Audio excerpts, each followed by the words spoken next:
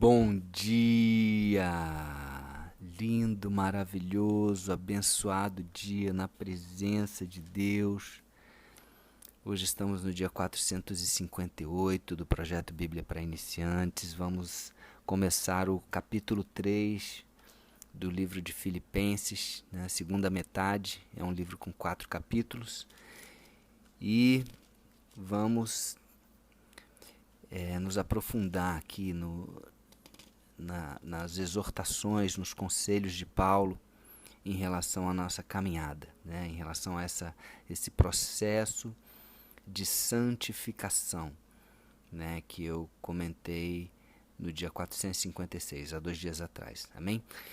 Então, Paulo fala no versículo 1, capítulo 3 de Filipenses: Quanto ao mais, irmãos meus, alegrai-vos no Senhor.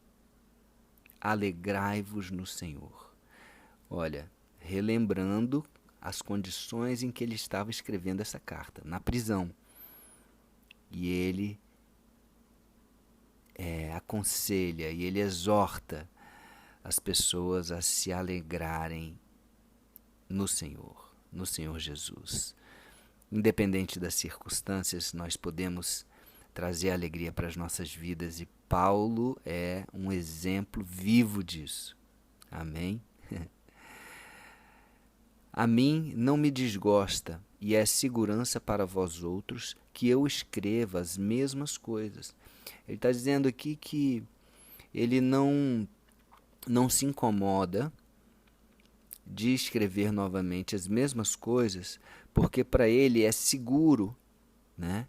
É seguro que ele escreva novamente as mesmas orientações para que isso possa ficar mais claro para eles, para que eles possam aprender até pela repetição, né? Que é uma técnica, né? Quem trabalha com mídia, né? Com propaganda, sabe disso, né? Então, às vezes a gente está vendo propaganda e vê 1, 2, 3 vezes a mesma propaganda e isso acaba ficando no nosso inconsciente, no nosso cérebro. E Paulo está falando, eu não me incomodo de pregar, de falar as mesmas coisas, e isso, inclusive, é bom para você, é seguro para vocês, que eu repita mais e mais vezes falando sobre o mesmo assunto. Então, ele vai falar aqui de algo que ele já havia falado.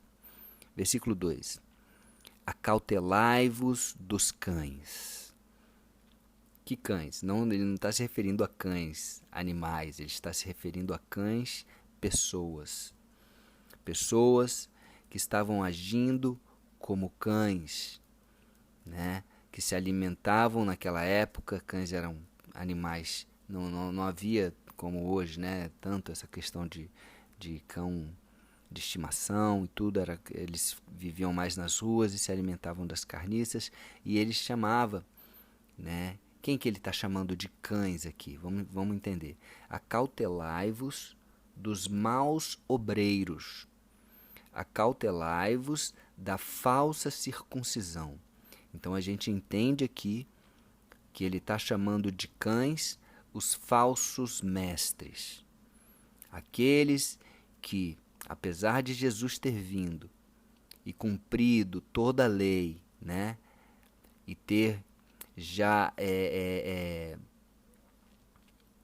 cumprido mesmo tudo aquilo que nós deveríamos ter feito, né, que tudo aquilo que deveria ter sido feito por causa da lei, Jesus cumpriu, e nós, através de Jesus, por tabela, nós não precisamos cumprir todas aqueles detalhes da lei, por exemplo, circuncisão ou guardar o sábado, né? O Jesus é o próprio sábado, Jesus é a própria circuncisão. Então, esses detalhes que eram partes de doutrinas e de costumes, né? E que fazia parte da lei, não precisamos mais, porque Jesus cumpriu por nós. Né? Inclusive o próprio sangue derramado, nós não precisamos mais derramar sangue, né? Vários costumes não que foram abolidos. Por quê? Porque Jesus cumpriu todos eles, e a circuncisão é um deles, né? Acautelai-vos da falsa circuncisão. Versículo 3. Porque nós é que somos circuncisão, nós que adoramos a Deus no Espírito e nos gloriamos em Jesus Cristo e não confiamos na carne. O que é circuncisão? Explicando novamente. Circuncisão era um ato de tirar a pele que sobrava do pênis do homem, né? Então, existia foi estabelecido lá no Antigo Testamento, né, esse derramamento de sangue como um pacto, né, para os israelitas, para os judeus, e isso era feito no 8º dia, né, após o nascimento da criança. Né. Já para os ismaelitas, né, que tinha Abraão teve 2 filhos, né, duas nações, heranças, Ismael, que foi da carne, e Isaque, que foi do Espírito, né, da promessa, filho da promessa. Então, eu li aqui um estudo que os ismaelitas eles tinham costume de circuncidar só aos 13 anos, mas quem veio por Isaque, né, Abraão, Isaque e Jacó, os israelitas, sim, eles circuncidavam ao 8º dia. Então, só que isso tinha acabado. E existiam pessoas, judeus, que estavam aceitando, né, a Cristo como Messias, e que eles falavam, não é suficiente apenas você aceitar Jesus como Messias, como Senhor e Salvador, você também tem que cumprir isso, isso e isso. E uma dessas coisas que eles falavam era a questão da circuncisão. E eles acabavam fazendo isso, né, cobrando isso, e mutilavam, né, alguns homens, fazendo essa circuncisão de forma até grosseira, né, impondo essa questão e fazendo essa circuncisão de uma forma grosseira, coisa que não deveria nem ser feito, né, nem ser feito. Então, e ele fala aqui, né, que não confiamos na carne, que nós somos a circuncisão, nós já circuncidamos o quê? A nossa carne. A carne que sobrava o quê? Do nosso coração. Nosso coração está circuncidado e nós somos a circuncisão. Nós representamos a circuncisão porque nós temos Jesus. E Jesus cumpriu a circuncisão, Jesus cumpriu o sábado, Jesus cumpriu as ofertas, né? No caso, as imolações de cordeiros e etc., os sacrifícios, tudo isso foi cumprido em Jesus Cristo quando ele se entregou e quando ele morreu na cruz por nós. E ele fala, não confiamos na carne. A confiança deles não está na carne, não está em um sinal, em uma circuncisão ou algo parecido. Os dois memoriais, as duas práticas que Jesus trouxe após a vinda dele, foi o quê? O batismo nas águas, que não tem nada a ver com circuncisão ou nada na carne, é espiritual, você entra na água e sai, né, e você é um simbolismo aí que é importante, né, que Jesus fez, mas não é o principal também, não é aquilo que vai fazer com que a pessoa seja salva ou não. E a comunhão, né, você partir do pão, é você ceiar o pão e o vinho, né, simbolizando o corpo e o sangue de Jesus, e você fazer isso em memória. Então são 2 costumes que Jesus colocou para que nós fizéssemos, mas não tinha nada a ver com carne. Os 2 são espirituais, certo? Versículo 4. Bem que eu poderia confiar também na carne. Se qualquer outro pensa que pode confiar na carne, eu ainda mais. Porque olha só, ele poderia confiar na carne mais do que qualquer outro. Porque olha o que ele vai falar aqui no versículo 5. Ele foi circuncidado ao 8º dia. Ele era, né, da linhagem de Israel. Ele era da tribo de Benjamim, inclusive Benjamim foi o único filho de Jacó, né, o único filho de Israel que nasceu na terra prometida, em Canaã. Então inclusive, o primeiro rei, né, de Israel foi Saul, que veio da tribo de Benjamim, inclusive. Então, é uma tribo que tem um peso, né, que é Benjamim, o querido, né, o filho mais novo, querido, né, de Jacó, além de José, lógico.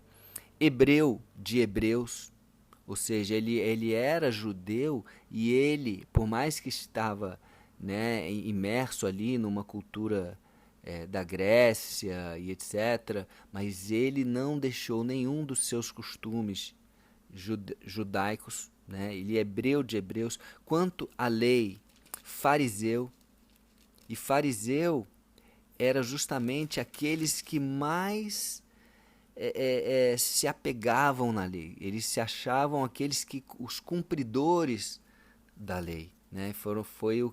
Os que Jesus mais condenou foram os fariseus, porque se achavam melhores do que os outros, cumpridores da lei, mas deixavam, né, muitas outras coisas em falta, né? Eles só confiavam na lei.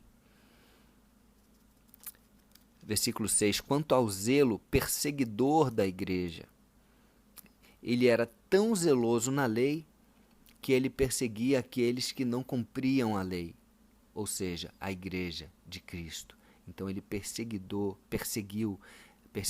até a morte, né? O próprio Estevão, o primeiro mártir cristão, morreu aos pés de Paulo, né? Que era Saulo na época. Saulo, em homenagem a Saul, né? Que foi o primeiro rei de Israel da tribo de Benjamim.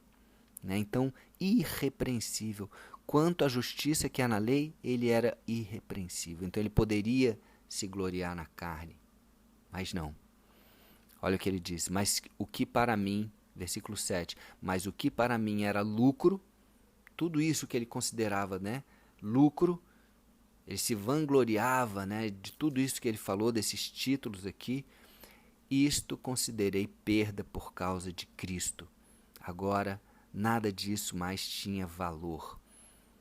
Versículo 8. Sim, deveras considero tudo como perda por causa da sublimidade, ou por causa do valor, do grande valor, do conhecimento de Cristo Jesus, meu Senhor, por amor do qual perdi todas as coisas e as considero como refúgio para ganhar a Cristo.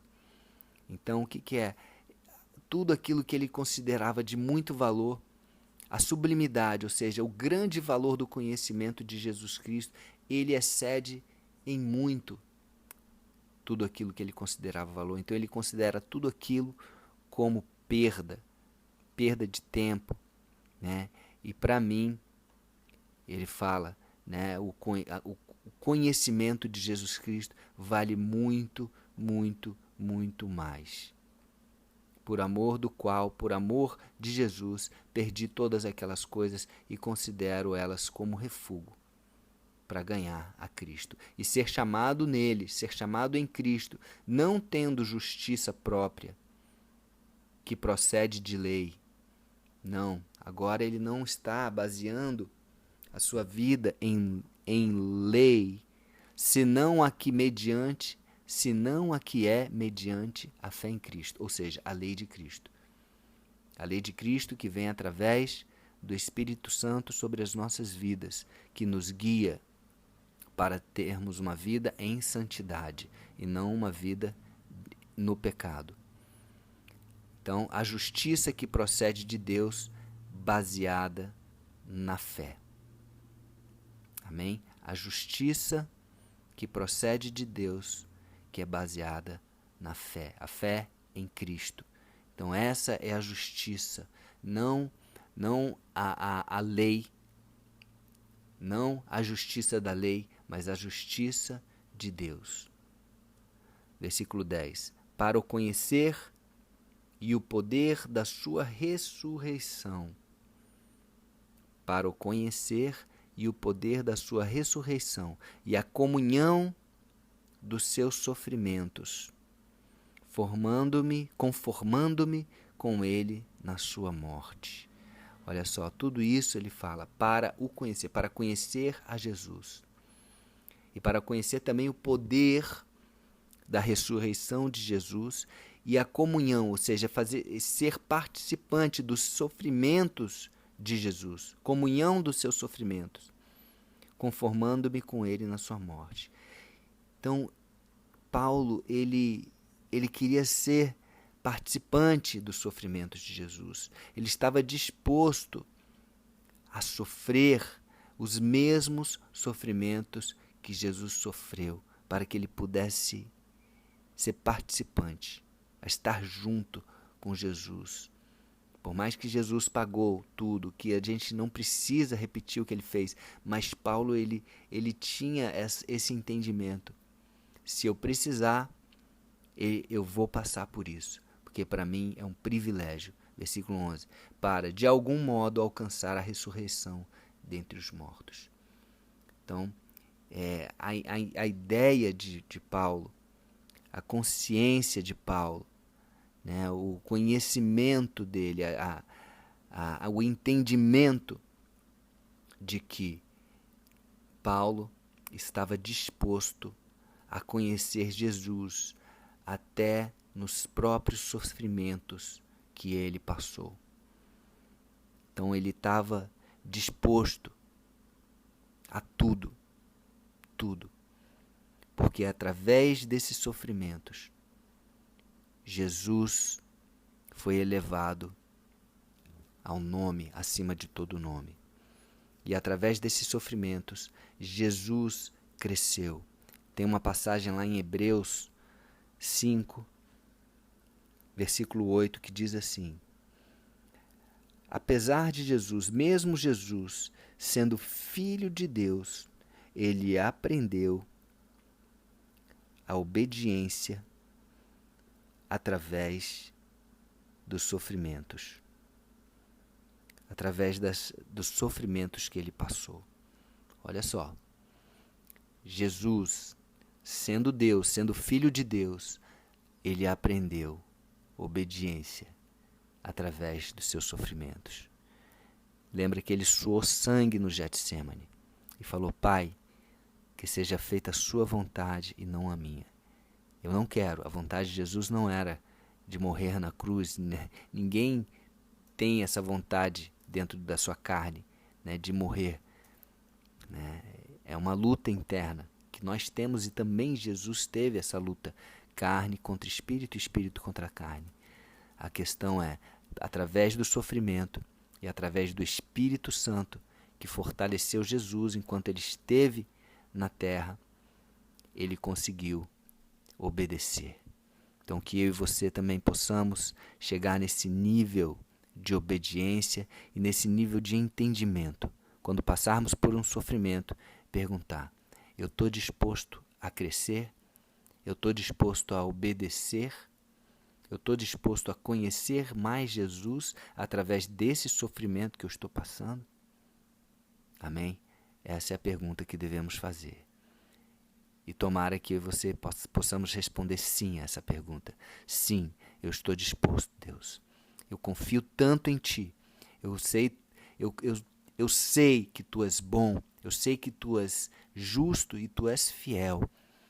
Então eu estou disposto a passar pelo processo de provação da minha fé para que eu possa crescer através dos sofrimentos. Amém? Então, que fique essa mensagem para mim e para você.